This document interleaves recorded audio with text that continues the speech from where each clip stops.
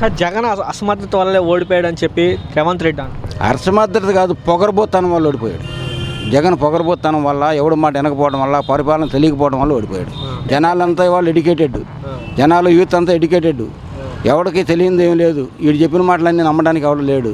ఎవడు కోటేయాలో వాళ్ళకి వేశారు, పోయాడు. జగన్ ఓటమి కారణం జగన్ తప్పుదాలే అని చెప్పి రేవంత్ రెడ్డి జగన్ తప్పుదాలే, తప్పులే, జగన్ తప్పులే, మెయిన్ జగన్ తప్పులు.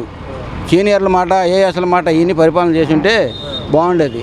వాళ్ళందరినీ వీడు స్వార్థానికి ఉపయోగించుకున్నాడు. వాళ్ళు పోయారు, వీళ్ళు పోయారు. ఇప్పుడు ఎంతమంది ఐఏఎస్లు పోయారు, వీడు పోలానా జైలు పాలు అయిపోతున్నారు కదా. ఒక్కొక్కరు ఐపీఎస్లు, ఐఏఎస్లు సర్వనాశనం అయిపోయారు కదా. వీడికి బుద్ధి రాలా, వాళ్ళకి బుద్ధి రాలా. గతంలో వాళ్ళ నాన్న టైంలో కూడా కొందరు జైలు పాలు చేశారు. అయినా వాళ్ళకి బుద్ధి రాలా, వీడికి బుద్ధి రాలా.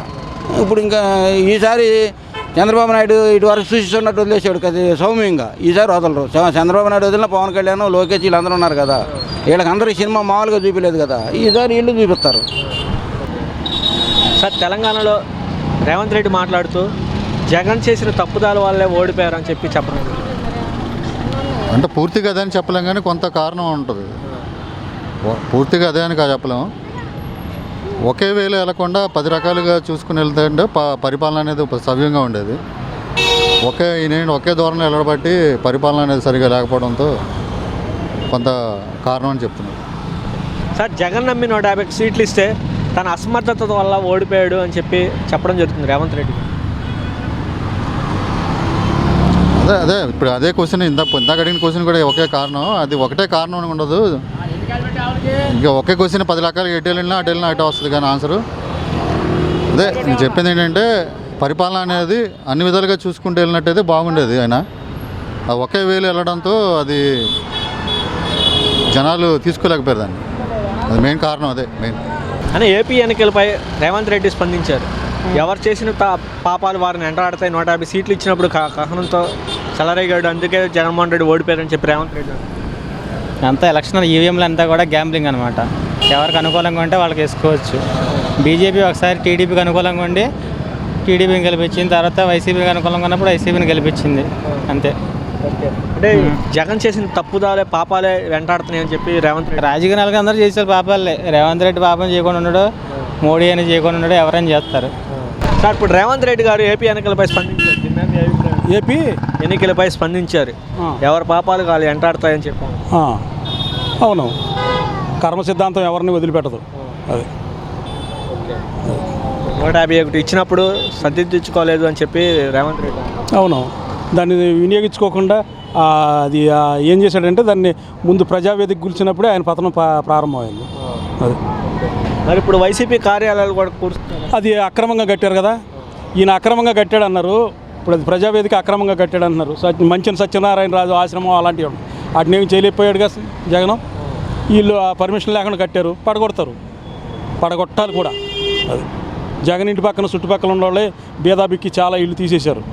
మరి అది పరదాలు కట్టుకుని రావాల్సిన అవసరం లేదు. ముఖ్యమంత్రి పరదాలు కట్టుకుని వచ్చాడు. మరి రేవంత్ రెడ్డి గారు జగన్ చేసిన పాపాల వల్లే జగన్ వాడిపోయే కారణం ఆయన చేసిన కరెక్ట్ అనుకుంటారా మీరు? 2000 అంటే అతను గవర్నమెంట్ ఫామ్ ఉంది, ఆయన చేసిన కరెక్ట్ అంటారా? ఇప్పుడు ఏదో అధికారంలో వచ్చిన తర్వాత వాళ్ళు చేసిన కరెక్ట్ కాదు, అది కరెక్ట్ కాదు. అదే టైం అంతే అది. ఓకేనా? ఎవరి ఫేట్ ఎలా ఉందో మనకు తెలియదు. ఇప్పుడు ఆయన రేవంత్ రెడ్డి గారు ఓడిపోయి ఉన్నారనుకోండి, ఇలా మాట్లాడగలుగుతారా? మాట్లాడలేరుగా. మొన్నవరకు కేసీఆర్ గురించి ఆయన కూడా రిమార్క్ చేశాడు, ఇలా చేసి అలా చేశాను. ఎదుటి వాళ్ళని దూషించకన్నా కూడా మనం ఏం చేయగలుగుతాం ప్రజలకన్నా ఆలోచిస్తే రాష్ట్రం బాగుంటుంది ఏదైనా సరే. అంటే జగన్ అసమర్థత వల్ల ఓడిపోయాడు అది మనం చెప్పలేము. అది అసమర్థత వల్ల ఓడిపోవటం అనేది ఇది మనం డిసైడ్ చేయలేము. దాన్ని అసలు ఆ వార్డు మనం తీసుకోలేము. మేబీ ఏం జరిగిందో వాళ్ళకి తెలుసు. అంటే జగన్ ప్రజలు నమ్మి 150 సీట్లు ఇస్తే దాన్ని వినియోగించుకోలేకపోయాడు అంటున్నారు కొంతమంది.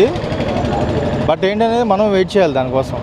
ఒకవేళ వినియోగించుకోలేదు అనేది కూడా మాట నిజమే. కాకపోతే ఏంటంటే ఆ చుట్టూ పరిణామాల వల్ల జరుగుతున్నది. సార్ రేవంత్ రెడ్డి గారు మాట్లాడుతూ జగన్ చేసిన తప్పుదాల వల్లే ఓడిపోయాడు అని చెప్పి ఆ మాట కరెక్టే. ఆయన నిజమే మాట్లాడాడు, తప్పేం లేదు. సార్ జగన్ నమ్మి 150 సీట్లు ఇస్తే తన అసమర్థతలో ఓడిపోయాడు అని చెప్పి కొంతమంది. కరెక్టే, ప్రజలందరూ అదే కదా అనేది.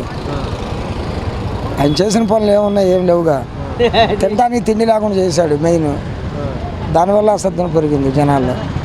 మరి జగన్ చేసిన తప్పుదాల వల్లే ఓటమి కారణం ఏంటని చెప్పి రేవంత్ రెడ్డి అంటున్నాడు, పక్క రాష్ట్రం సీఎం, ఎక్కడ తెలంగాణ సీఎం. ఆ సీఎం అనడాకేముంది? ఆ సీఎం దొంగ సీఎం. దీంట్లో దాని కిందకి వెళ్ళాడు. ఫస్ట్ ఇంట్లో ఉన్నాడు, దాంట్లో టీడీపీలో ఉన్నాడుగా. చంద్రబాబు కుడిపోజం, అర్థమైందా? దేనికి వెళ్ళాడు? కాంగ్రెస్లోకి. ఎప్పుడు ఉన్నాయి పక్కన ఉన్నది చంద్రబాబు పక్కన ఉంటే సీఎం అవను, అందులో కలిసి సీఎం అవుతుంది, అందులోకి వెళ్ళాడు. మీరు ఎలా నమ్ముతాను ఆ మాట? అతని మాట చాలా తప్పు అది, అర్థమైందా? ఇప్పుడు దీంట్లో కదా ఉంటాడు, చంద్రబాబు ఉన్నాడు కదా, తెలుగుదేశం ఉంటాడు కదా, రేవంత్ రెడ్డి ఇప్పుడు ఎందులో ఉన్నాడు? కాంగ్రెస్కి వెళ్ళాడు. ఇదంతా దొంగ మాటలు. చూద్దాం, 5 సంవత్సరాలు చంద్రబాబు సీఎం అయ్యాడుగా, ప్రజలు వెళ్ళేటోళ్ళు చూస్తారు. మందు 150 పెంచాడు జగన్, ఇప్పుడు 50 రూపాయలు చేస్తారట చంద్రబాబు, 3 కోట్లు దాతారు ఒక్కొక్కరు, అప్పుడు డ్యాన్స్ చేస్తారు. అది మెయిన్. వీళ్ళంతా ఇదే మందు బాబులు, దొంగ బాబులు. అది సార్, జగన్ పై నమ్మకంతో 150 సీట్లు ఇస్తే ప్రజలకి న్యాయం చేయలేదు, అందుకే దించేశారు అంటున్నారు.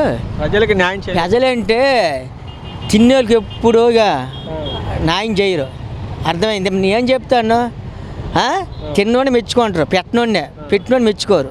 అది సార్, ఇప్పుడు తెలంగాణలో జగన్మోహన్ రెడ్డి ఇల్లుని కూల్చమని చంద్రబాబు నాయుడు ఆదేశిస్తేనే జరిగిందని కొంతమంది, కాదు అలాంటిది ఏం లేదని చెప్పి రేవంత్ రెడ్డి అంటున్నాడు. దీని మీద మీ అభిప్రాయం? రేవంత్ రెడ్డి అంటాడు అక్కడ దాకా చూసుకోమని, ఇక్కడ మనకైతే రేవంత్ రెడ్డి లబ్బర్ రెడ్డి, అర్థమైందయ్యా? హైదరాబాద్ కాపాడుకోమని, మన రాష్ట్రాన్ని చంద్రబాబు కాపాడుకుంటాం, అంతేగా? మరి ఇప్పుడు రేవంత్ రెడ్డి హైదరాబాద్ చూసుకోమను. అంటే జగన్ చేసిన పాపాల వల్లే ఓడిపోయాడని చెప్పి రేవంత్ రెడ్డి అంటారు. అది రేవంత్ రెడ్డి ఆయన ఉండేది ఏమంటే తెలంగాణ, మనం ఉండేది ఆంధ్ర. ఆయన విధానం ఆయనకుంది, మన విధానం మనకుంది. అంతేగాని ఆయన ఆంధ్రాని విమర్శించే స్థాయి ఆయనకి లేదు. ఆంధ్ర ప్రజలు ఒప్పుకున్నారు కాబట్టి ఇవాళ సపరేట్ తెలంగాణ అయ్యి నువ్వు రాజ్యం వెళ్ళగలుగుతున్నావు. లేకపోతే అదే ఉద్యమం మాకు విడదీయడానికి వీలు లేదని చెప్పినాడు ఆ రోజు ఆంధ్ర ప్రజలు. అంటే నువ్వు ఇవాళ ప్రత్యేక సీఎం ఎక్కడై ఉండేవాడివి, నువ్వు ఈరోజు సీఎంగా పరిపాలన ఎక్కడ చేసేవాడివి. జగన్ నమ్మి 150 సీట్లు ఇస్తే నిలబెట్టుకోలేకపోయాడు అసమర్థత వల్ల అని చెప్పి చెప్పడం. అది ఎంత తప్పండి. ఏదో రాజకీయంగా ఏదో వాడుకోవడమే కానీ ఎవరికి వచ్చే ఇబ్బంది వాళ్ళకు ఉంటుంది. ఇప్పుడు ఆయనకు వచ్చే ఇబ్బంది ఆయనకు ఉంది. ఇప్పుడు 6 నెలల్లోనే ఆయన ఏం పరిపాలిస్తున్నాడని చెప్పనేది కేసీఆర్ గారు ఏ రకంగా విమర్శిస్తున్నాడు అనేది అర్థమవుతుంది కదా. అక్కడ ప్రజలు కూడా ఏ రకంగా చూస్తున్నారు కదా. ఇప్పుడు ఆయన పరిపాలన ఏ రకంగా ఉందనేది కూడా అక్కడ ప్రజలు గమనిస్తూనే ఉన్నారు. రేపు పంచాయతీ ఆయనకి వస్తుంది కదా, పంచాయతీ ఎలక్షన్లో ఆయన ఏ రకంగా మాట్లాడతాడు, ఏ రకంగా గెలుస్తాడు అనేది కూడా తెలుస్తూ ఉంటుంది. సార్, జగన్ ఇల్లు గోడ కూల్చింది చంద్రబాబు నాయుడు చెప్తే కాదు, అది నాకే సంబంధం లేని విషయం అని చెప్పి రేవంత్ రెడ్డి అంటారు.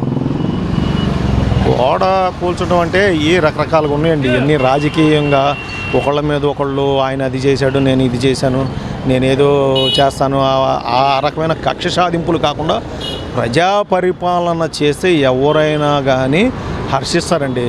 ప్రజా పరిపాలన చేయకపోతే రేపొద్దున చంద్రబాబు నాయుడు అని ఇంతే. రేపొద్దున ఇప్పుడు నువ్వు ప్రజా పరిపాలన చేయలేదనుకో, నువ్వు 11 సీట్లు 5 సీట్లు అవుతావు. ముందు ప్రజా పరిపాలన చేయలేదు కాబట్టి 21 సీట్ల నుంచి మరి వాళ్ళు 150 సీట్లకు వచ్చారు. నువ్వు ప్రజా పరిపాలన చేయకపోతే నువ్వైనా మళ్ళీ వెనక్కి వెళ్ళిపోతావు. ముందు ప్రజలు అంతా గమనిస్తూ ఉంటారు. ఏదైనా ప్రజా పరిపాలన చేయండి, ప్రజలను హర్షించేట్టుగా చేయండి, ప్రజలను నాడి తెలుసుకోండి, వాళ్ళకి ఏం కావాలో, వాళ్ళ అవసరాలు ఏం కావాలో, వాళ్ళకి మంచినీరు, మరి అట్లాగే ఇల్లు, చదువు, హాస్పిటల్ ఇట్లాంటివి చేయండి. అట్లాంటివి చేస్తే పేదరికంలో ఉన్న ప్రజలు, మిడిల్ క్లాసు చాలా సంతోషిస్తారు. అంతేగాని ఆడు కమర్షియల్ చేశాడు, నేను కమర్షియల్ చేశాను, ఇంకో అతను, మీరు అవినీతి అనుకుంటూ ఒకళ్ళ తర్వాత ఒకళ్ళు అవినీతిలోనే వెళ్ళిపోతున్నారు. కానీ ప్రజల గురించి ఆలోచించే నాయకుడు లేడు. ఇప్పుడన్నా చంద్రబాబు నాయుడు గారు గతంలో 15-20 సంవత్సరాల కింద చేసిన ప్రభుత్వం ఎలా అయితే చేశారో ఆ ప్రభుత్వాన్ని మళ్ళీ ఆయన బయటికి తీసి చేస్తే చాలా బాగుంటుందని చెప్పి నా ఆలోచన.